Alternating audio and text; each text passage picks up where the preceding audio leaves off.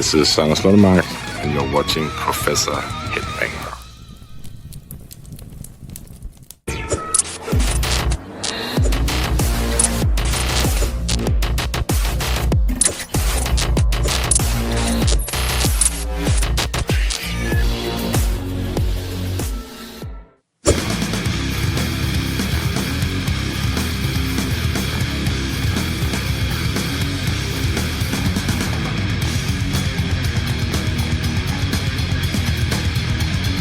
You've been a cornerstone of Konkhra since its inception. What initially drew you to death metal? And who were the artists or bands that shaped your approach to vocals and guitar? It's a good question. That was early. That was something like 88, 89. And at that time, of course, some of the big bands, Metallica, Slayer, stuff like that. And then more brutal stuff started to happen. I didn't really get into Cannibal Corpse, but Morbid Angel's first album, Deicide, those bands were very influential as far as vocals and wanting to play more aggressive than what thrash metal offered.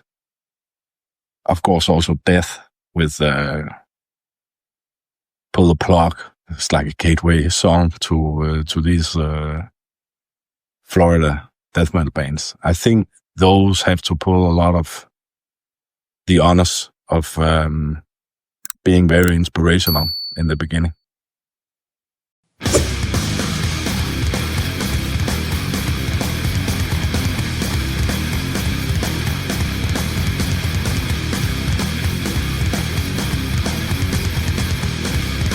Denmark's metal scene in the early 90s was niche compared to Sweden or the US. What challenges did you face founding Konkhra, and how did you carve out your identity in that era? We went to record with Thomas Skogsberg in Sunlight, and that was the guru to go to for Swedish death metal sound. But we didn't want that Swedish boss or HM2 pedal sound. Not that we didn't like that sound. We thought it was amazing, and bands like Entombed and Dismember were really, really cool, more melodic maybe than we were. But when we started with that, we wanted to get a more chunky, maybe more American style guitar sound.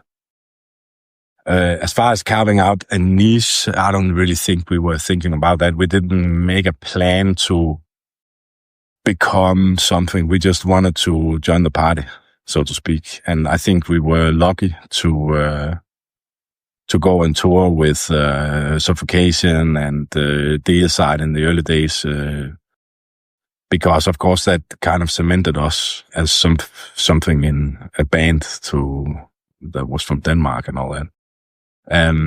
As far as the extreme genres go in the early 90s, yes, it was maybe less, there was less exposure compared to Sweden. But then again, there were bands from many countries that were putting out music, and I think, it's always a little bit weird when we get the question of Denmark's maybe lesser exposure. When you think about it, there was a lot of bands, and even earlier also with Merciful Fate and Artillery and Invocator, really strong bands from mid to late 80s. So we didn't make a plan. We just went with it and saw what could come of it. We tried to play as many shows as possible and do our thing and try to sound just like us, not so much like somebody else.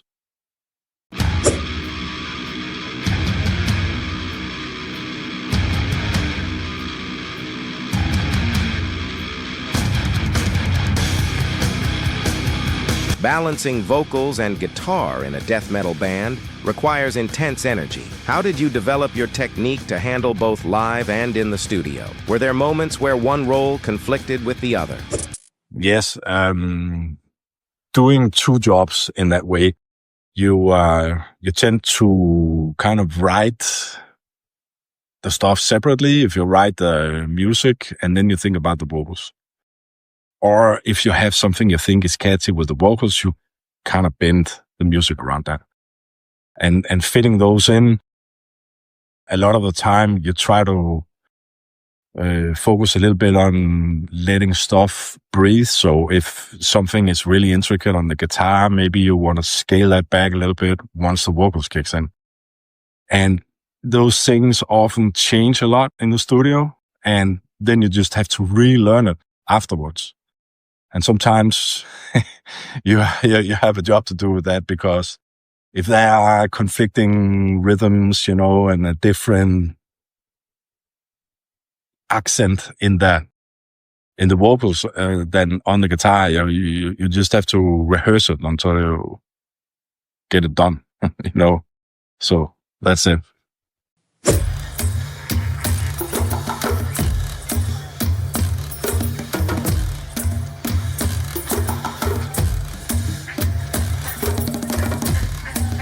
Konkhra's sound evolved from raw death metal on Sexual Harassment, 1992, to a groovier, more experimental style on The Freak Show, 2000. What drove these shifts, and how intentional was this progression? The problem with, or not problem, the thing that's really different with some of the albums are the people that are involved. Different people have different inspiration, and they bring different things to the table. So, and I think it's a natural evolution. If you did something and you want to try and do something else, and maybe some years passed and you listen to other types of music, get inspired, want to do something, see how you can push the envelope a little bit with something new. And as far as the album goes, maybe the first couple of albums were very just a pretty genre-defined death metal, probably. And then with Weed and Come Down Cold, it started on Weed, maybe shifting over into something that was more rock and roll, groove-oriented.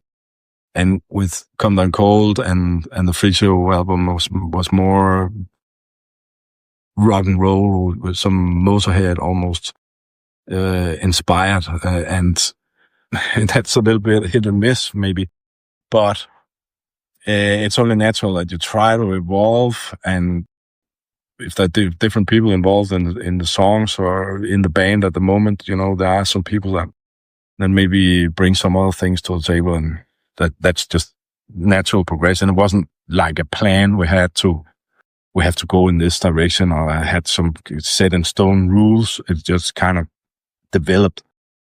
And also with the albums after that, maybe you come back to something that feels like identity music in a way, because you are very get with age and some albums under the belt, more sure about your own band's sound and what you want to do with it. And I think that's just a natural progression.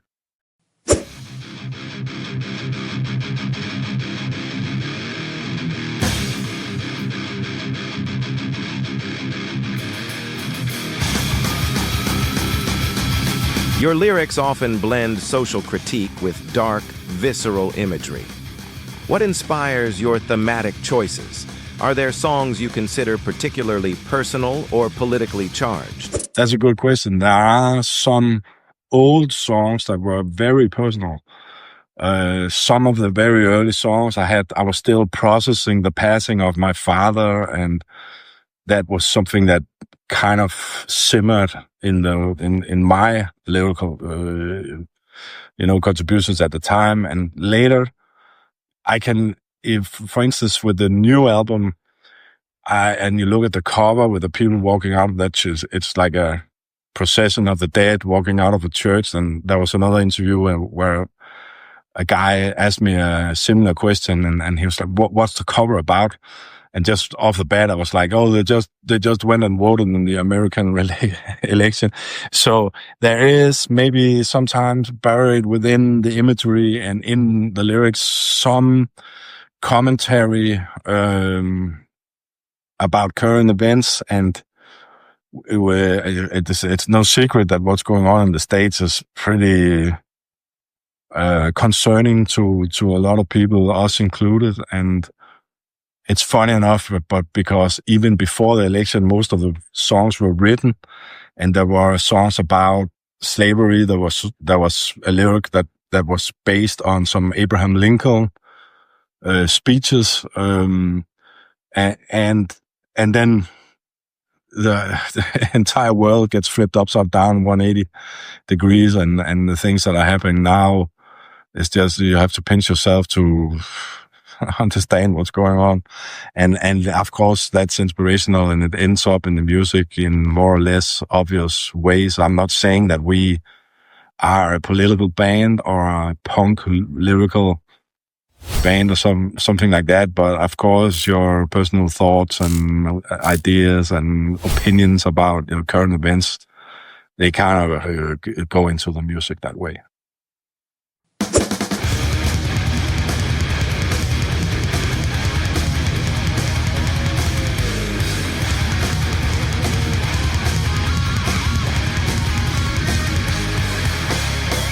Konkhra saw lineup changes over the years. How did these shifts impact the band's creative direction, and what kept you anchored through those transitions?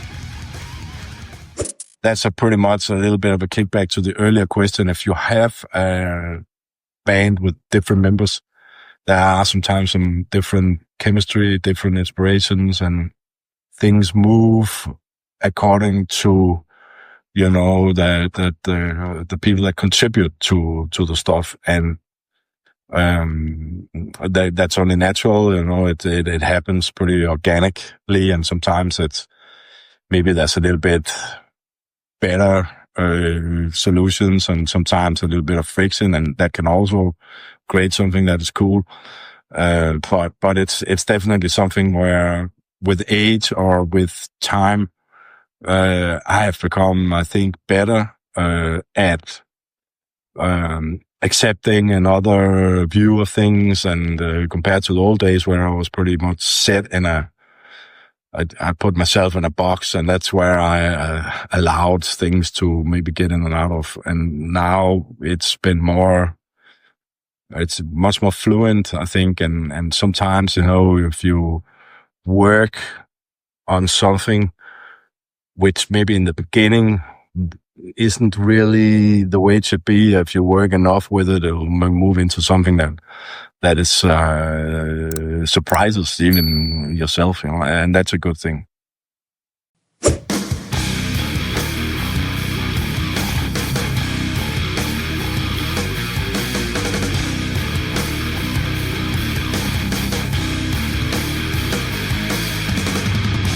How did you approach translating Konkhra's studio recordings into live performances?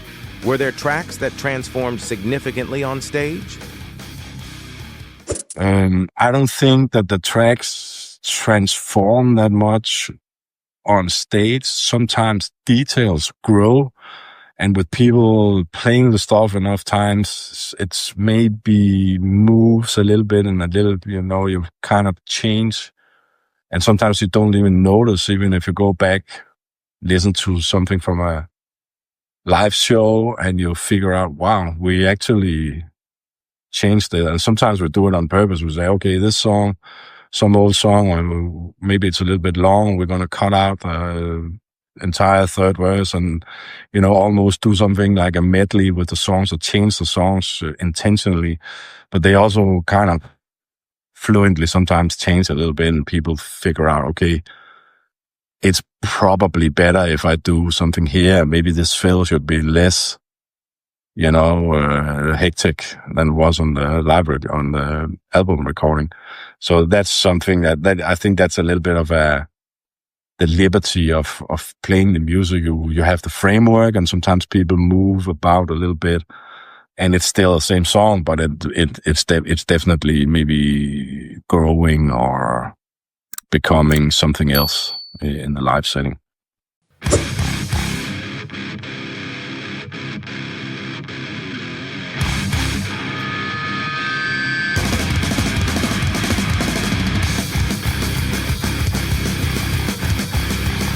How do you view Konkhra's role in the broader Scandinavian death metal movement? Were there Danish bands or peers you felt a kinship with? We have to go back to the 90s. Yes, there were bands that we played more shows with than others. Actually, I think the band that we played the most shows with wasn't Scandinavian. And that was from New York in Suffocation, because we did more than one full tour back then. But there were bands that we also did something with Dismember. We never got to do something with Entombed, which was personally something that I really wanted to do. We did a long tour with Napalm Death, which is obviously a UK band. But kinship, as in Scandinavia, there weren't that many bands. There were only maybe a handful of bands in the early 90s. So I don't know if there was some. We didn't really walk hand in hand with other bands from Denmark or Scandinavia. Of course, there were shows and tours that were done with different people, and most of the people that we did something with, we ended up being friends with for, in some cases, for life, and that's one of the gifts of playing this type of music is the people involved in it, because there are so many cool people out there, and you get to meet people from different parts of the world and different opinions, and that's a really cool thing.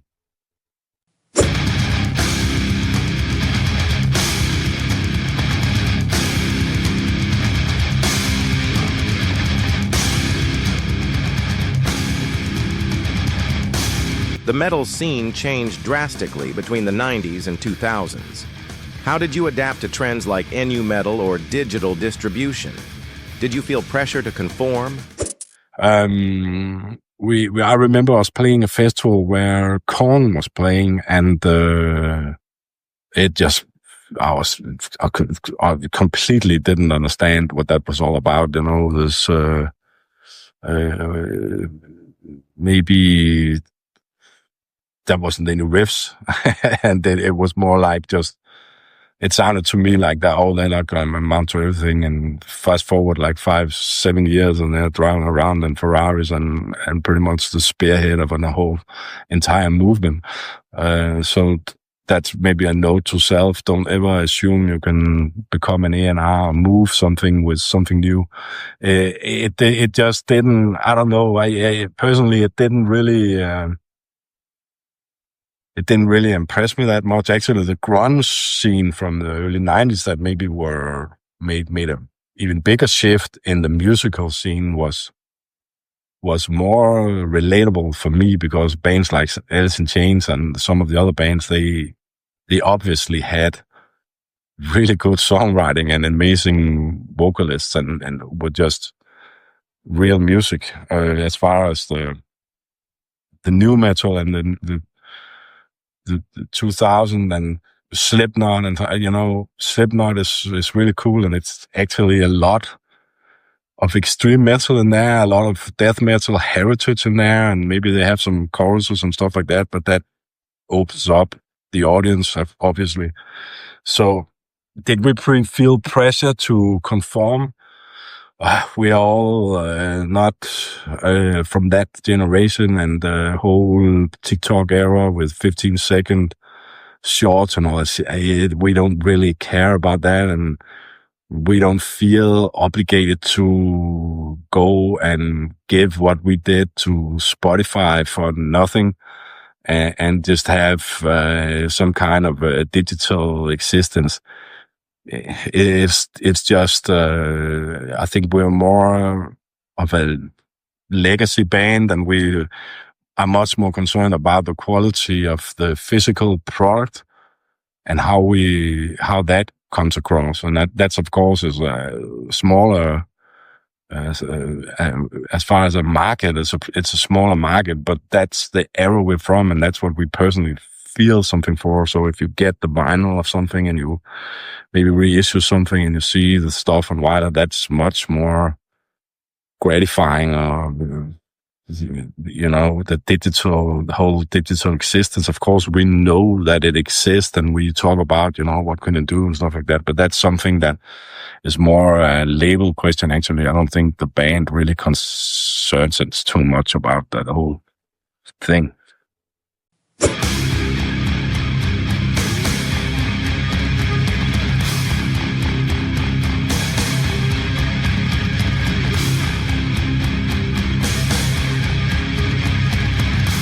Konkhra has been inactive for years. Looking back, what are you most proud of? And is there anything you wish you'd done differently?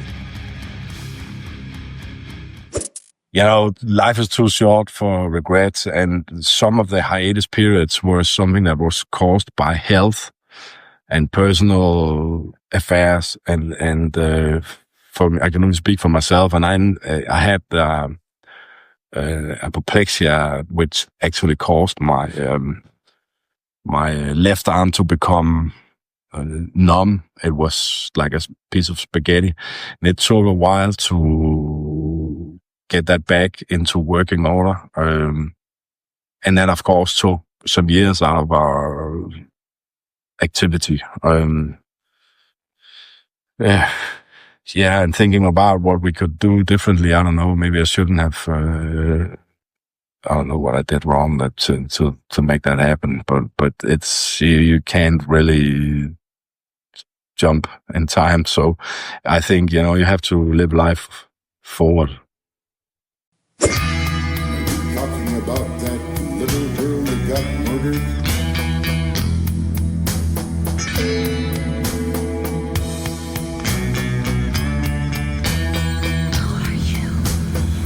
Fans still clamor for a Konkhra reunion.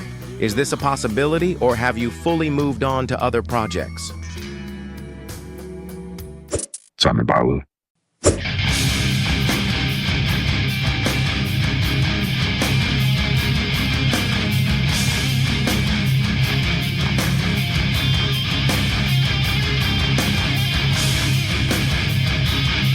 Outside of Konkhra, what musical or non-musical ventures have you pursued? How do they compare to your work in the band?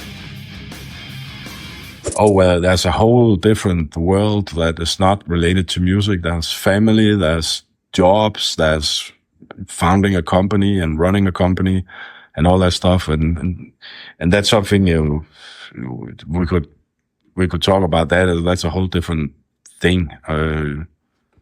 Of course, playing something which is as extreme as us, and it would have been a privilege if that could be the only thing you did. But on the other hand, I don't think that any of us were really happy being on tour forever or making, maybe like $100 per day. That there has been periods where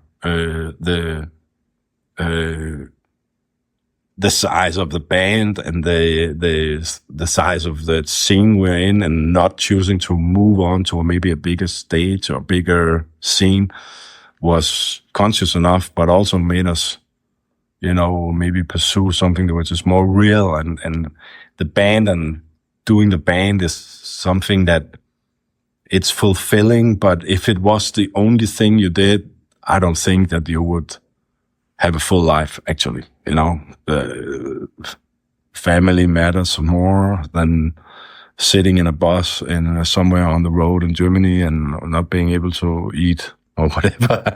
So there's definitely more to life than just playing music in a band.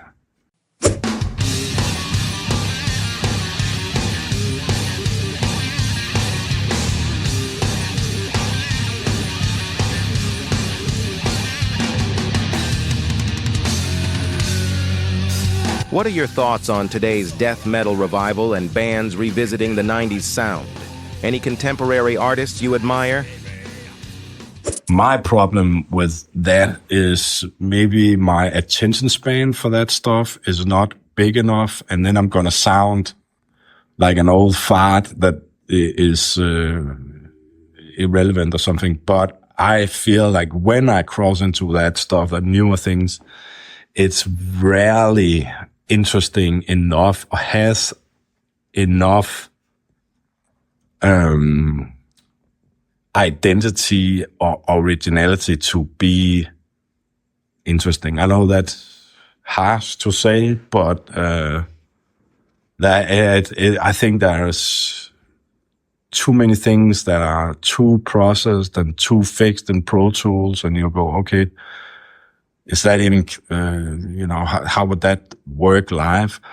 And if you go back 15 or 20 years, you could kind of follow the scene because the attention span was, okay, maybe there's 300 albums coming out in a year, and you're pretty quick to figure out, what you want to spend your time with. But now with 37,000 metal albums being put out every year, life is too short to try to keep up with all that. So it's sometimes something will happen that I think, has that special thing where they are their own new thing. But most of the time, sadly, I hear from 2 or 3 bands that are already heard in some new bands. So I don't know. It's amazing in the sense that so many things are being put out, and there's something for everybody. No matter what your taste are, if you go and check it out, you will find a lot of favorite bands. And if you're a younger generation, you don't have the weight of the past. I saw some guy being interviewed, and he was in a band, blast beat, some metalcore type band, and he was like, Pete Sandoval is just an old fart, and nobody wants to listen to that sloppy blast beat, this and that. And I was like, you owe him, because nobody heard blast beats before that guy came along, So maybe you should show a little bit of respect and know where your earliest, maybe you didn't listen to that guy, but the guys that you listened to most definitely were inspired by him. So it's just a long time has passed now, and there's too many things happening,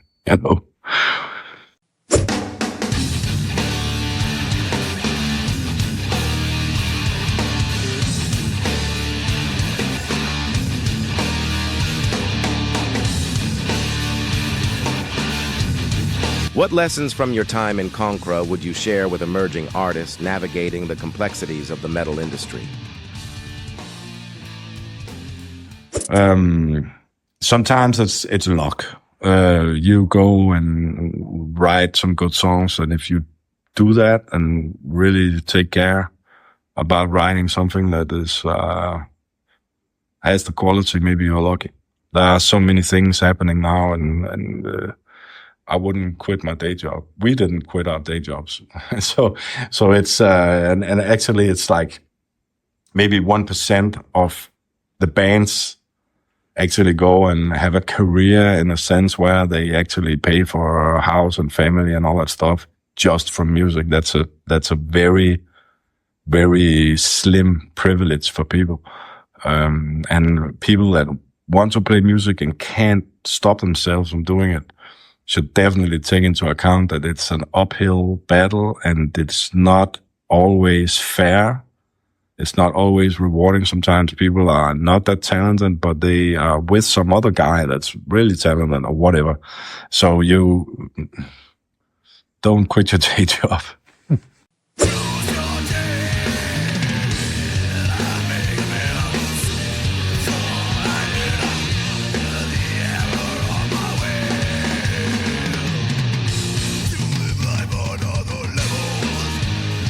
If you could define Konkhra's legacy in a single sentence, what would it be?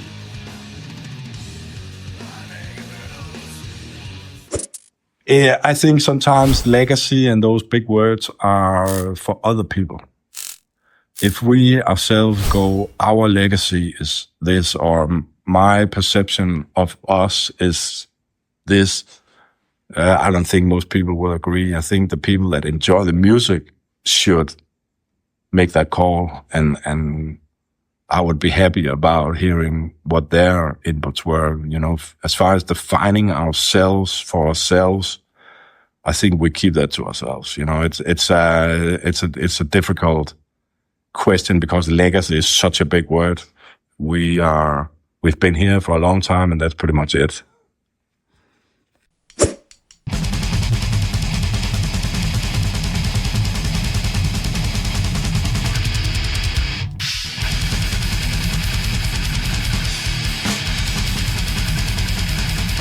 What is the reason that Konkhra does not make USA Europe World Tour, or at least, can we see you in Istanbul, and anything to say to your Turkish fans? Actually, we were supposed to go to Turkey a couple of times, and there was some festival in Istanbul, and we were supposed to have been talking to promoters there. And if there is an offer, if there's some possibility, we would go in a second. No doubt about that. But sometimes, we had one of the reasons that this festival thing fell through. We had a guy at a record company that somehow had a falling out with the promoter. I don't know why or what happened, but that was the end of that. And as far as Turkey, I remember visiting just on a vacation, and I saw our titles actually in a supermarket. There were tape versions of our albums there, which surprised me a little bit. I didn't know about those licenses, but they were done, and they were our things.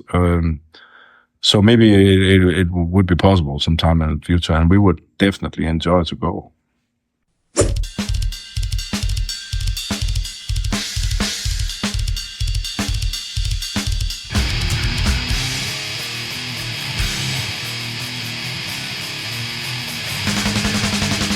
I personally like Chris Kontos, so what would you like to say about him? And he will perform an album or song as a guest. We didn't actually talk about it. We did talk about doing something else, a whole new project, but then he went on and joined Forbidden. And Chris I'm happy to say, he's definitely a friend, and I talk to him on a regular basis. We have calls on Messenger, video calls, and, we talk about, things outside of music. And I'm really, really happy that it goes well with Forbidden, which is definitely also a legacy band to check out. If something would happen in future, I can't say there's no definite plans right now. But if something comes along and the stars align or whatever, I would definitely not rule it out. Thank you for watching the video. Stay true, stay metal. See you next time.